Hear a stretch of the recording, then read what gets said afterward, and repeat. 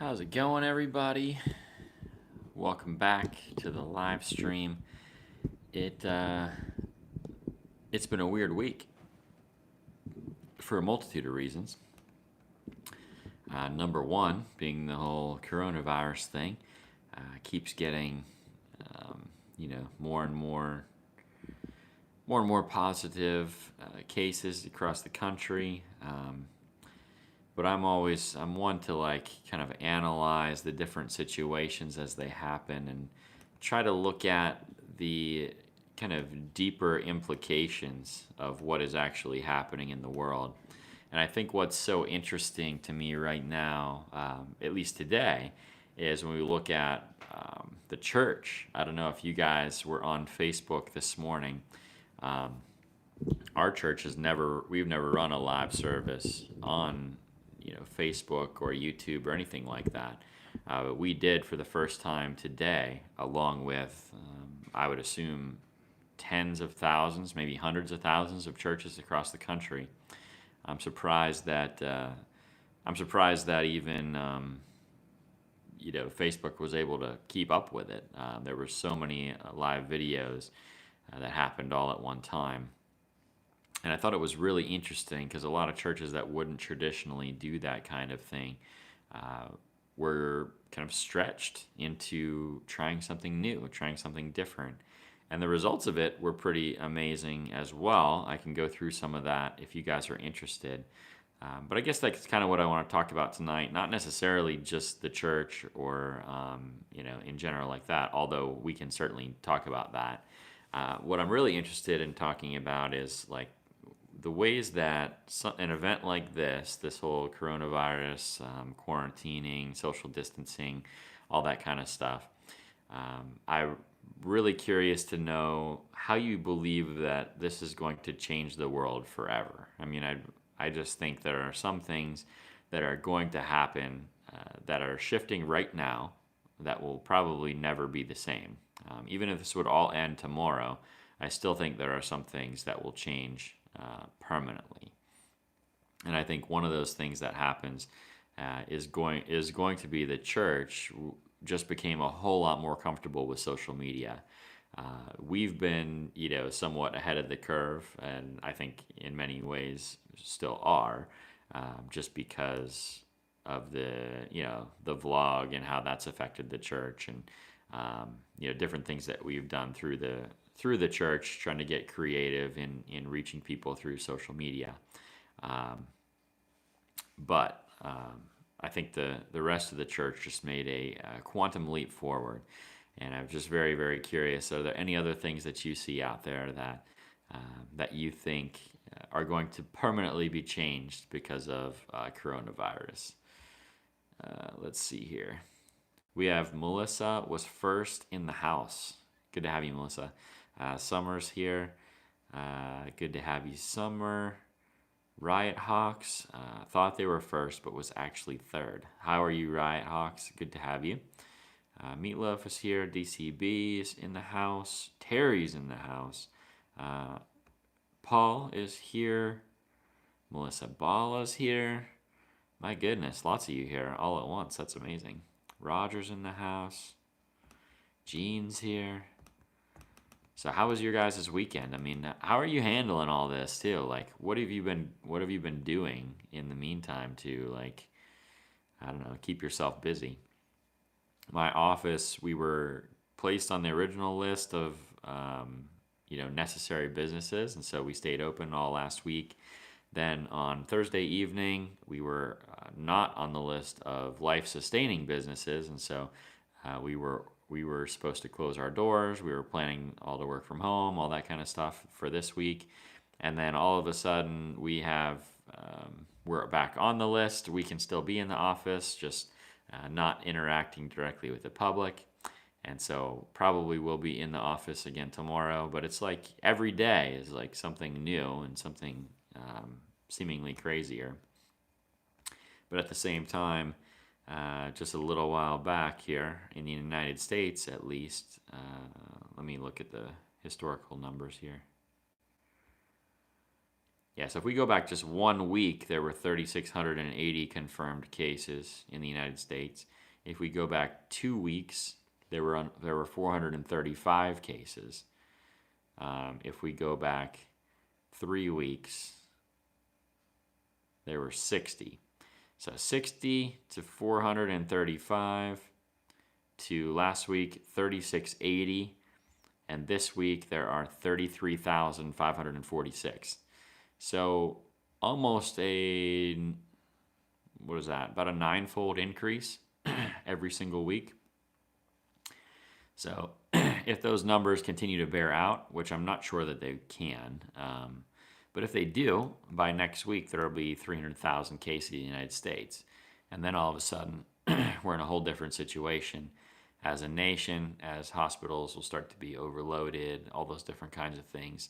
And it has the potential to get significantly worse than it is right now.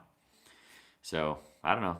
It's an interesting situation to me. Obviously, I think as people, we need to be praying into that situation as well.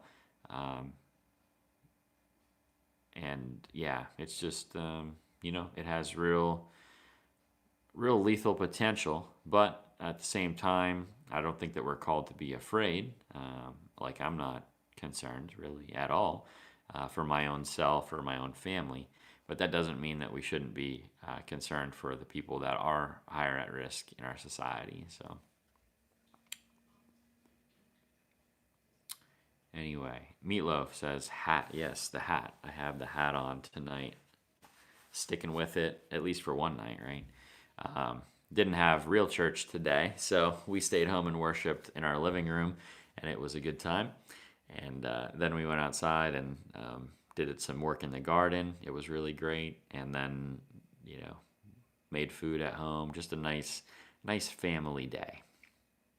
But yes, that included a hat.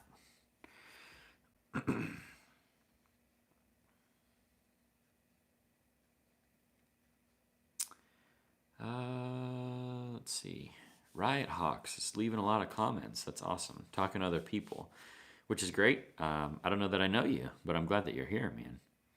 Said mine was quite well. Played Fortnite with my son for the first time. I've still never played Fortnite. I don't think I have any type of machine capable of doing it, but I've had some people wanted to do that. I want to make a video out of playing Fortnite for the first time, but still hasn't happened.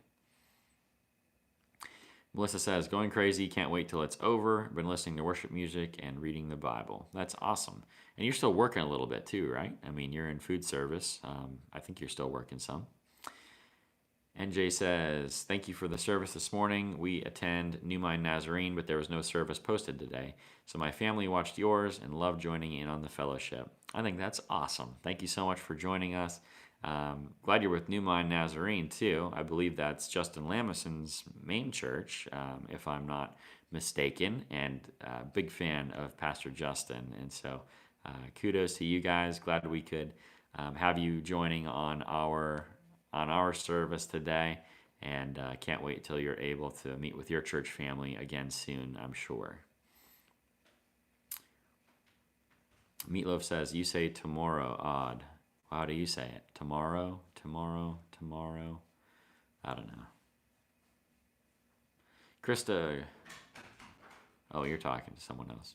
True Story says, cashless society, now required vaccinations, established essential workers, more reliance on government for healthcare. These are all things I'm assuming that you are saying are permanent changes. Church age is gone. We have now entered the underground. Well, I'm not sure if I agree with most of those things. I could see the cashless society thing move forward. They've been talking about that for a while, and that probably will continue to move in that direction. New required vaccination, that has some real potential too, although I'm not getting it. Established essential workers, yes, that is certainly going to be a future consideration. And it may lead to an increase in minimum wage when this is all over too. That fight for 15 is going to get a whole lot more interesting, because you look at how many of the people they considered essential which would be retail workers and a lot of these restaurant workers, a lot of those things that are continuing to remain open, those employees, considering them essential, is going to it's going to better their argument for that, whether you agree with it or not. And I don't. I don't believe in the minimum wage at all. But at the same time, I uh, I I think that's going to be definitely a change. More reliance on government for healthcare. Yeah, it seems like just if, or it seems like when we're going to end up with socialized medicine and not if we're going to end up with it. But certainly the election of Donald Trump seemed like it delayed all of the socialist kind of stuff. But at the same time, our spending just continues to go up and up and up and up, and it seems like it's only going to be a matter of time before we end up going down that road, unfortunately. Church age is gone. We have now entered the underground covertly. Well, definitely wasn't covert today. I think we were actually louder than the church has been for a long, long time. Did you guys notice that as well, or am I just connected to too many church people? Like, were you on Facebook today and you noticed a real uptick this morning and even just throughout the day of seeing church-related content on there? I'd be real curious to know that. But I do think the church is entering a transition. I think the church age has been gone for 50 years or so. That's just one man's opinion. But there's been a steady decline in the church for quite some time. And yeah, if anything, I think that we might have hit the bottom and now we're finally transitioning into a new season for the church. But we could argue about that for sure.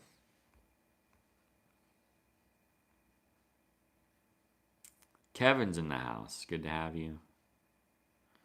And Jay Cox says, "We need you, Jesus." Yes, absolutely. True Story says, "This is a planned paradigm shift like 9/11. Life will not be the same." Yeah, I just don't think they're not going to waste this crisis. That's for sure. That's one of the sayings from, I can't remember. The most recent one I remember was Rahm Emanuel. But that whole group, they're definitely going to use this to shift some things. And so just like we ended up with a greater and greater police state after 9/11 was the negative outcome for the American public, there will definitely be some negative outcomes from this moving forward.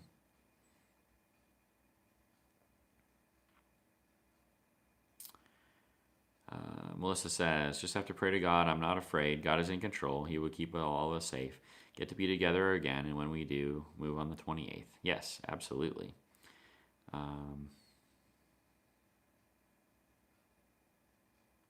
Sorry, a lot of comments here. And Jay Cox says, "It is Justin's church." Okay, good. I'm glad I was right there.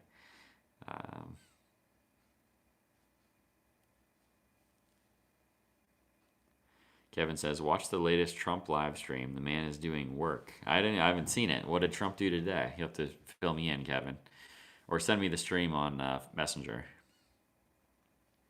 Summer says, "Felt close to the Lord all day and was in prayer all day. So much going on with the world and family."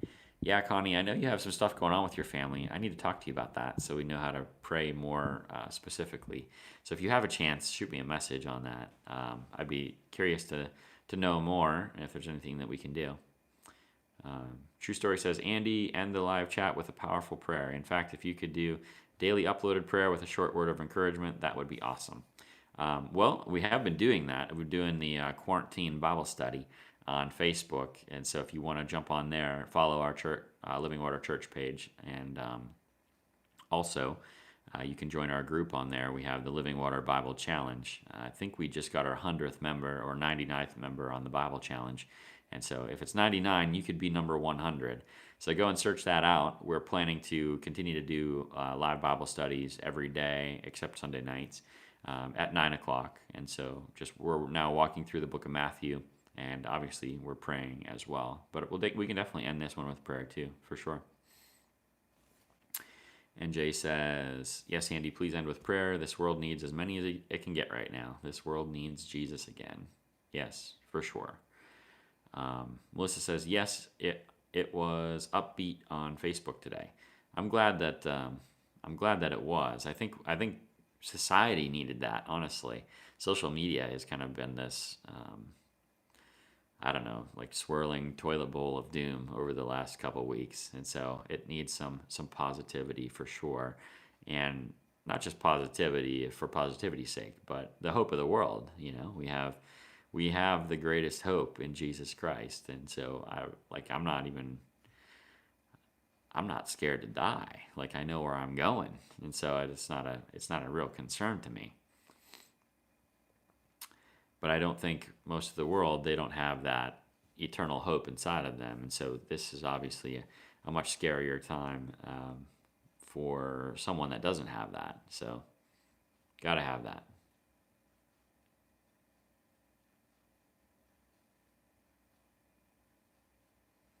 Tim says, I do my guitar lessons via Skype. Same with my family doctor. They are only doing video conference unless it's an emergency. Then you go to the emergency room. Our grocery store shelves are empty. Wow. And Tim, it's Colorado, right? Um, Here in Pennsylvania, at least in Kittanning area, we're like, it almost feels like life is normal.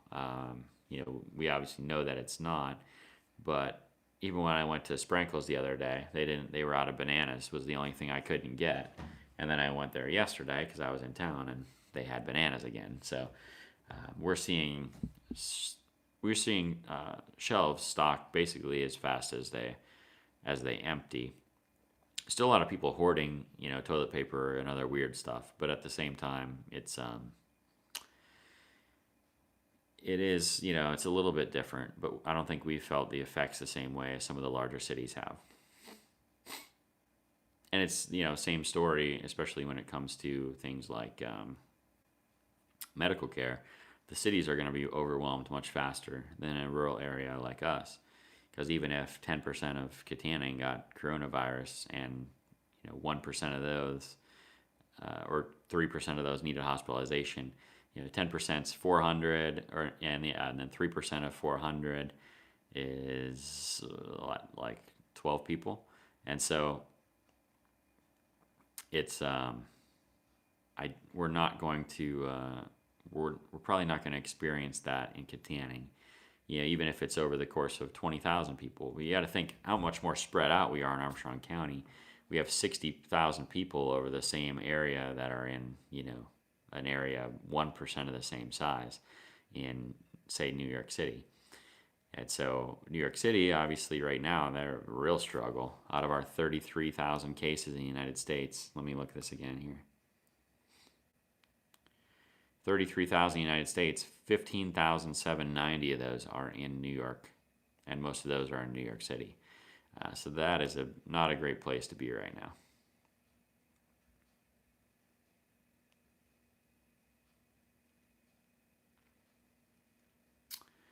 DCB says, so Bill Gates is a philosopher now. Watched a video from 2015. He actually predicted a virus that would infect a huge number. Well, I think everyone kind of has an understanding that this is just a matter of time. You look at different things with the Ebola and Zika and swine flu and all the different things that have come through. Seem like it's just a matter of time before one would take off.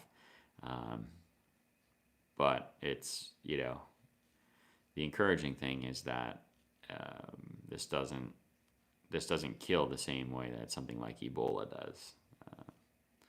The panic, if something like that would be happening, would be beyond imagination.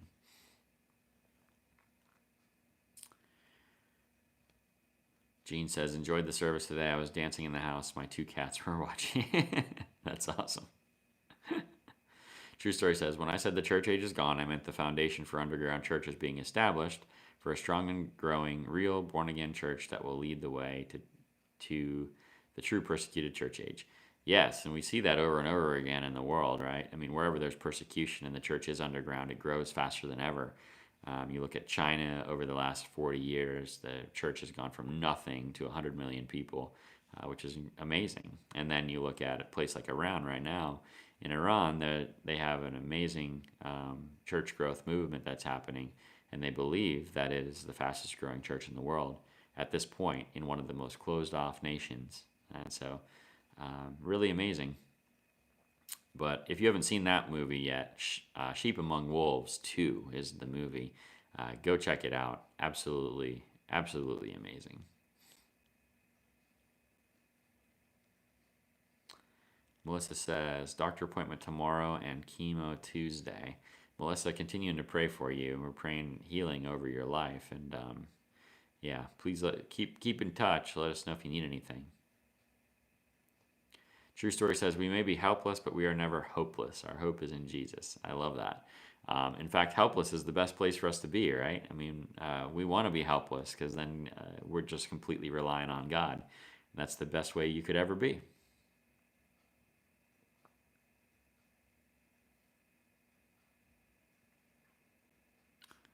Tim says, I'm 67 now, never been sick before my heart surgery recently, so I can't take any chances. I rarely go out. I live in Colorado Springs. Yeah, I knew you were close. I was pretty sure it was Colorado, but definitely, Tim. Yeah, there's no shame in staying inside. It's good stuff.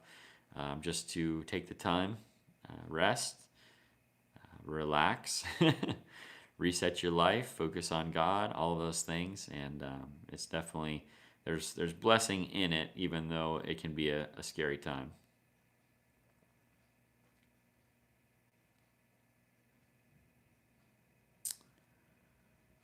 Kevin says, Sheena's shadow, 6 more days of Lent. Yeah, there's definitely some more time in Lent. We're good.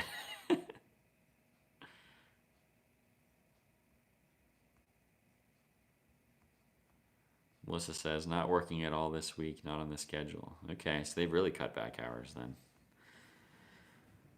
then. Okay, guys. I guess a couple other things I could talk about just real quick. Education is something that's going to be drastically changed. I mean, how many people are going to do the homeschool thing and actually enjoy it? I know Melissa Bala is not enjoying it, but there are going to be a lot of people who are kind of on the fence of whether or not they wanted to do homeschool or regular schooling. I think you're going to see an explosion of homeschooling over the next couple years. And then also college education. You have all of these college kids that are now taking all their classes online, and I think the gig is up for college. I think college as we know it is actually going to be over. So yeah, that is something that is going to be drastically changed. I don't think kids are going to, and kids and parents, they're not going to stand up for paying the exorbitant amount of cost for college education when they know now that it can be done online and it can be done well, and that transition can happen immediately because it has. And so I think that's going to be over. It's going to be interesting too to see how kind of the social safety nets with rent and mortgage pauses, which I will probably be coming in the next week, I would guess, in Pennsylvania, given our governor's stance on a lot of that stuff. I think it's bad to do that because it incentivizes people not to prepare for the next crisis. And one of the greatest things that could come about from this is people actually would begin to save money. They'd begin to not spend money on stupid stuff until they have a couple months worth of savings, which is what everybody should be doing all the time. If you're not doing that in your own life, you need to set it up. And nobody can tell me they can't do it. We have a girl from church, and she had I had offered to help her, kind of do some financial coaching. And she was never able to save money in her entire life. She makes almost nothing, barely enough to pay her rent and her bills and whatnot. And she just started saving $5 or $10 here and there. And then all of a sudden, once she started being faithful in her finances, it was like God just poured out blessing on her. And she had, a couple $100 windfall here, and she was able to save $50 on this bill, and things added up, and now she has over 1 month's in savings, and just a little bit over a year. And this is a person that making almost nothing, like what what we would consider almost nothing. And you'd say, there's no way that they're going to be able to save money, but she did, and she's set up now. And so, in a crisis like this, she doesn't have to be concerned. Even if the government wouldn't be able to send their check to help her this month, she already has the money set aside. And so every single one of you needs to be doing that if you're not doing it yet. But if the government comes in and says we're going to do a pause on mortgage payments and rent payments, now I'll be happy for the people to get help and whatever that's going to look like. But at the same time, that's actually going to be an absolute tragedy, a second tragedy out of this one, because it's going to cause us to be even less prepared in the future. And the next time, the panic is going to be even greater, and the government overreach will be even greater. And so, I don't know. Those are some things that I think will be definite changes. Things potentially could be good, and things that could potentially be bad. You look at the last Great Depression and how they, or like the market crash in 1920, and then the Great Depression itself. The government wasn't able to help as much as they are today, and they weren't as big of babies as we are today either. And so during that time, you had some of our grandparents and great-grandparents. They grew up growing gardens and canning and saving money, and it led to, that crisis led to the greatest period of economic prosperity that the world has ever known. And that's why you and I are in the position that we are today. It was because of their diligence, their saving, their investing, all of those kinds of things. We're still riding on the backs of the greatest generation. And yeah, interesting. Sorry, I'm just rambling on now. I'm going to wrap this thing up, but I'll answer a few more comments here. Tim says, if you put a video camera in your church, I'll join from out here. Well, we did. We filmed the whole service this time, and I did an edited video of our service that went up this morning, so you can check it out on YouTube on Living Water Church Kittanning. You'll see it there, or you can head over to our Facebook page and watch that one. Let's see here. Melissa says, I'm okay with Krista doing homeschool, but I know the boys just won't do the work. Well, I mean, there's been a pattern there over a course of many years that, it's maybe beyond correction at this point.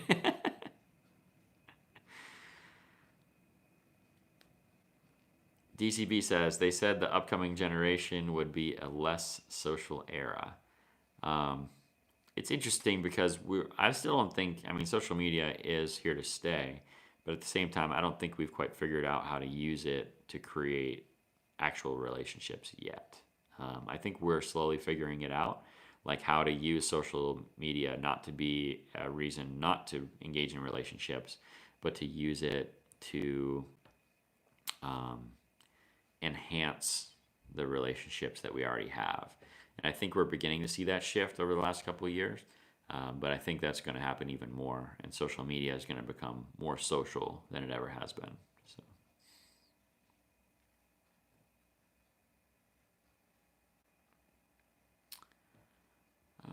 Let's see here.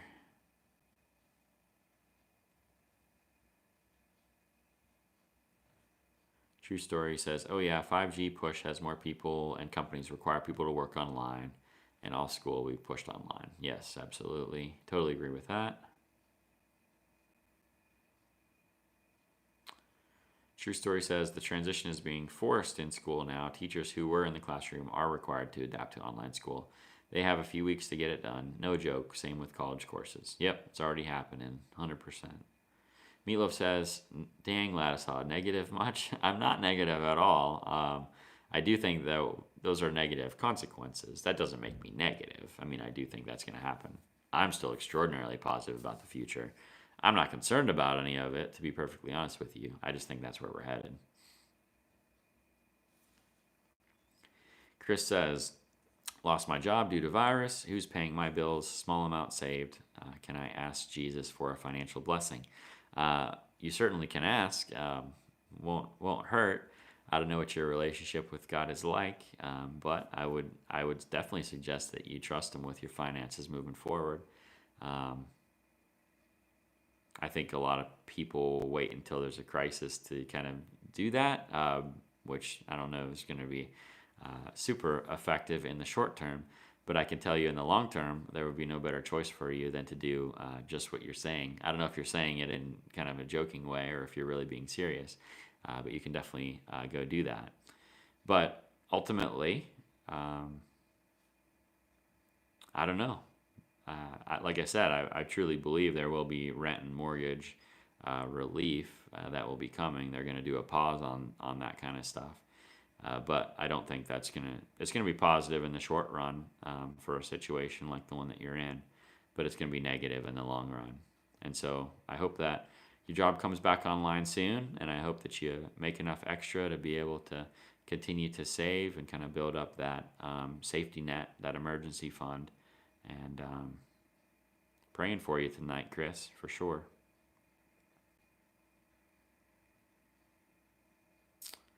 A lot of people affected, no doubt. A lot of people in my life too that have pauses in their workplace, and we don't know exactly what's going to happen, and there's definitely a lot of uncertainty out there. And so I don't mean to make light of it at all. I'm just giving my opinion of it, and I do believe though that this whole thing is going to be there's going to be a lot of massive changes on the way that are not just going to be temporary like we're seeing now, but there's going to be some things that are permanently changed, and we'll be able to look back at this time that we're living through, and we're going to know that was like this is a 9/11 moment for Krista's generation. They're going to look back at coronavirus, and they're going to know that this was a time when the world completely changed, for sure. All right. I think that's it, guys. I love you all and appreciate you. Um, I guess a couple people wanted to end with prayer. Hopefully, y'all are okay with that. If you're not, this is your chance to log off, and I'll say an early bye to you. But let's pray, and then we'll finish it up. Father God, we just thank you for this opportunity to be together. We thank you that even when we're separate in this physical way, that you can allow us to have conversation and to share our hearts with each other through social media and through these different means online. Um, God, we're just praying for this virus to subside. We are praying that your hand would step in, that you would protect us, that you would lead us, that you would guide us. Lord, for all the people that are in situations like Chris's, that he would be able to get back to work soon. Lord, that you'd bring healing into people's lives, people that don't even know that they have the virus right now. God, that you'd bring protection and that you would stop the spread of this thing. God, that you would cause it to decelerate in the same way that it accelerated, and that we would see massive change for the better over the coming days and weeks. God, we pray for the world that we live in. These are scary times for many people. Lord, I pray peace over people that don't know you. God, those ones that are searching for answers right now, that are caught up in the chaos and the anxiety and even the depression. God, that you would come into their lives, that you would give them a peace that surpasses all understanding, and that you would transform their lives the way that you transform mine. God, we ask this all in the name of your Son, Jesus Christ. It's through him that we have hope. It's through him that we have salvation. And we cannot thank you enough for what you've done through him. We just pray in his name. Amen. I really appreciate you guys. I hope you have a wonderful night. And I will see you next Sunday evening, 9 o'clock. Bye-bye.